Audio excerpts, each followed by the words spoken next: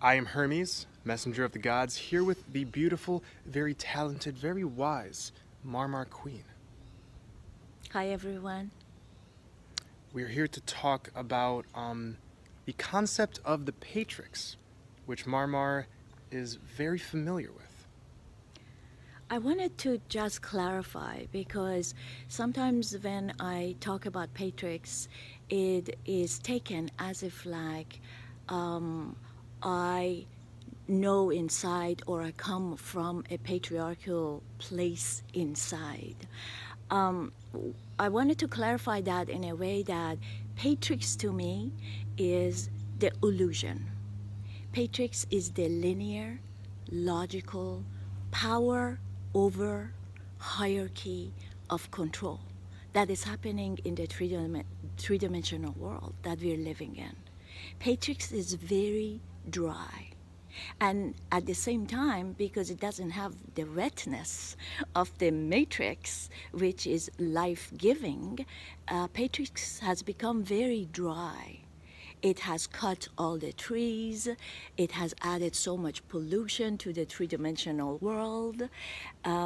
It's very linear and straight through. And what it is doing, it's very destructive because it's the concept of the lonely patriarchy. Patriarchy without its counterpart or its joining forces that will complete it becomes very, very destructive in this world. And that's what we are seeing. It's very destructive.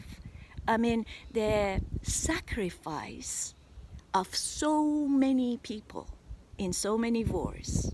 And then the other sacrifice that is one of the biggest ones is the sacrifice of all the animals. What, 70 billion animals a year? This is not a joke. The blood sacrifice, meaning that you cut their throats and their blood, their sacred blood, just runs all over, and that's the food for the Patrix. This is where we are living in. And I'm not scared at looking at it. And that's why I've been saying that I have done a lot of traveling into the Patrix, into the darkness, and also into the underworld. And the underworld that somehow is affecting the subconscious of humanity right now on this earth. By visiting that and not denying anything about that and not being scared of it, we for sure enter the goddess world of creation and beauty and recreation together and togetherness. The goddess, without its very functional masculine, she's very lonely. And you were mentioning how we term this entire construct the Matrix, but the Matrix is the womb of Sophia, of the Divine Feminine, and Yes. we have actually been living in the Patrix. So to return to the Matrix, we must embrace forgiveness, acceptance, creativity, flow state. Right. So since the Patrix is so dry, it has dried us up from our juicy beingness of creative forces into this dry land of three-dimensional pretension. It's really pretentive, very pretentious.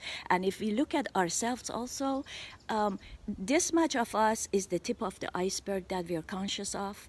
And then the rest of us, which is the subconscious, is filled up with all the programs of the three-dimensional dry Patrix. That is very, very destructive. And when you look at the underneath iceberg that is flowing in this ocean of life-giving matter, and you go all the way to the depth of it and you see what is holding you back from seeing the whole thing, that's when you have looked into the Patrix, you have overcome it, you have turned all what you talk about your fear into love. Transmutation. And transmutated it from what it's lonely and hyper ejaculatory and destructive into life-giving, beauty and sacredized action rather than sacrifice action. There's no more room for sacrificing. And I really know deep inside that once humanity gives up eating the flesh of all the sacred animals, we're going to be, no matter what, we're going to be freed up from the Patrix and transform it into lots of glory. And that's a great point, because you're sort of insinuating that everything that we do, including what we eat, is 100% connected to the way in which we connect with the Mother Goddess, with this inner seed of expansion. And so there's a lot of people out there who choose to see things as fragmented and separate, that spirituality is different than your diet, and your diet is separate from how you treat others, and morality is separate from law, and everything is absolutely connected. So I do agree with you on that. We have to eat closest to the sun. Yes. Because the sun is absolutely the life-giving chi generator of this matrix, not of this patrix. And it's very interesting. That's why when we sun gaze, we are absorbing divine rays from our higher selves, and our higher selves are aspects of this divine feminine force, because we are in the womb of creation right now, and we are like Sophia's little babies. And also, as we gaze at the sun, that is also important to connect to the earth. So I know that you eat mostly fruit, yet you saw me eating some of the roots yesterday. Like I was eating some red radishes, and when I was eating it, I was feeling the body of the earth. The body of the earth is really sacred. If you choose to eat from the body of the earth in the form of roots and vegetables, or the fruits, which are the highest and beautiful, all of that helps us to integrate. And that's why all the trees of the world have been cut. Why? Because they connect us from the root into the branches, from our earth giving powers to our sun glorified selves. You had a really great allegory for how trees connect with us. You mentioned how you'll place your hands, your head on trees and just fuse with it. Since I learned about flat earth, and I became again completely vegan, because I was a vegan for 25 years before that, but I let it go for a little bit because I gave into the Patrix, and then I came back. Something happened with the trees, and also when I learned the ancient trees of the world, that how huge they were, and these trees are way smaller than they were before. I started making a connection with the trees that is very, very different than just hugging the trees. Each tree has its own personality. They are amazing antennas. They're really bio antennas. They are live antennas from the earth into the matrix of beauty. And they connect to the sun, of course. And if you put your spine, if you put your spine on any tree, the tree becomes your spine, so your spine becomes bigger. And then your hair, which is very important matter of the central nervous system, becomes the hair of the tree, so the branches become your hair.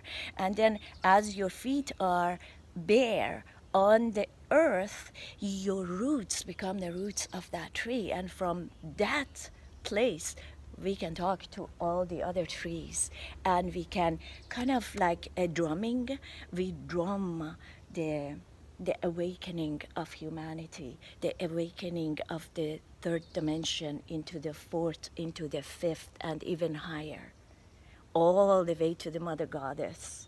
Through connecting to these antennas, they're very alive, they're pretty amazing. And like we can use crystals and everything, but we shouldn't be pulling crystals out of the earth. They are the matter of the earth, they're hers. We need to leave them with her, and we just need to become one with her. She is this magnetic, most amazing battery underneath us, the motherboard.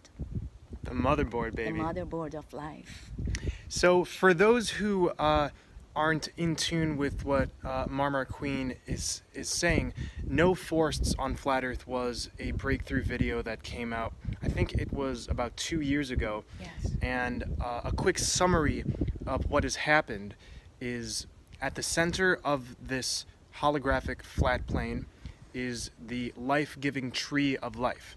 So this is the same thing as Mount Meru. This is the same thing as the spinal column of us. There is no separation.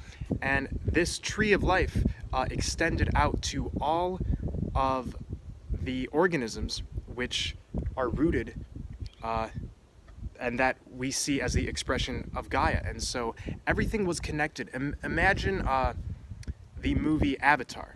This is indeed an allegory for what happened in the so-called past. We used to be able to connect with all of these divine trees because every root, everything was connected to this tree of life. But when we decided to experiment with fragmentation, with illusion, when we decided to immerse ourselves into the Patrix, then these trees were cut down.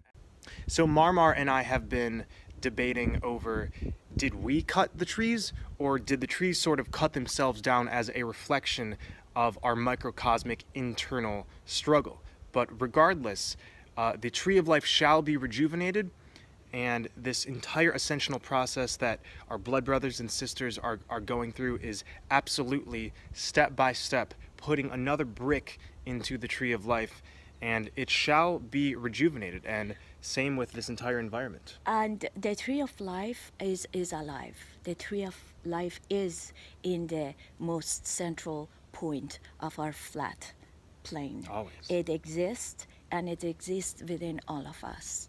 So connecting within, every day, connecting to the tree of life and glorifying it within ourselves and within our spines, and drinking from the waters of it.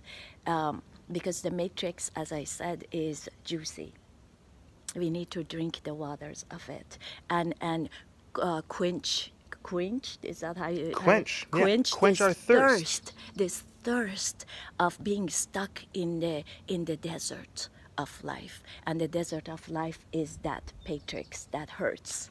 It's full of suffering. Yeah, and a lot of us have thought that ascension was individual, where you'd work on yourself, and this is not how it's going to happen. We must go into ourselves, but then after recentering ourselves, after learning that we are perfect, we are love, we can then collectively work with one another. So the same way myself and you during these 2 days have been as mirrors of one Yes. another, showing each other what we need to improve in ourselves, revelations that we could not come up with ourselves. This ascensional process is collective, and it's not about sacrifice. It's not about shooting yourself in the foot. It's simple. It's about forgiveness, acceptance, creativity, and love. And love. And I just wanted to add one more thing. On some of my videos, I had talked about it before, that we are so scared. We are so scared of pain that a lot of times we won't look at it. We don't allow it in. And pain is a very important teacher in this life. That's why we have chosen to come to a world full of pain. Yeah? So what we could do exactly what a magician would do, a magician of light, or the white magician would do. We gain power from everything. So that's what we have been talking about also, that no matter what, how much pain is in the world, you send it love and you receive power. There's wisdom in all pain and suffering. Yes, and then the concept that woke me up many, many years ago after the Iraq War was that I was so terrified that all those people were going to get killed, so I was shielding myself, like didn't want to hear anything about it. But then what I learned from an amazing, amazing woman teacher was that allow the pain of the world to break your heart. Because the heart that can be broken is that little, pretentious, small, me, only me heart. once that heart of separation and congestion and suffering and really me over others get broken, the only thing that is left is the big heart of the mother, functional father that is within all of us. Because the real functional loving father is as gorgeous as the real functional living mother. The And divine protector. The divine protector, and we need all of that. So yes, I say yes to letting, if there is a sacrifice, let's sacrifice that small heart. In order to sacredize ourselves and the collective. Yes. So that's a sacred magic, the same way that we do blood over intent, then we literally allow our little hearts to break. Together,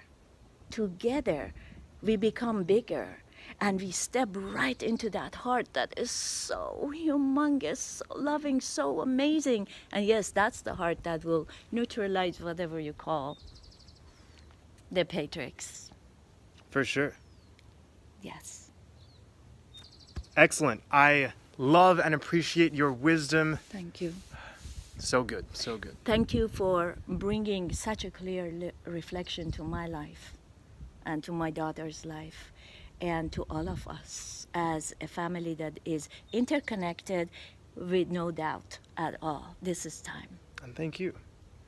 This is the Ride of Remembrance 2018. I'm Hermes, Messenger of the Gods. This is... Marmar. I love you guys. Thank you.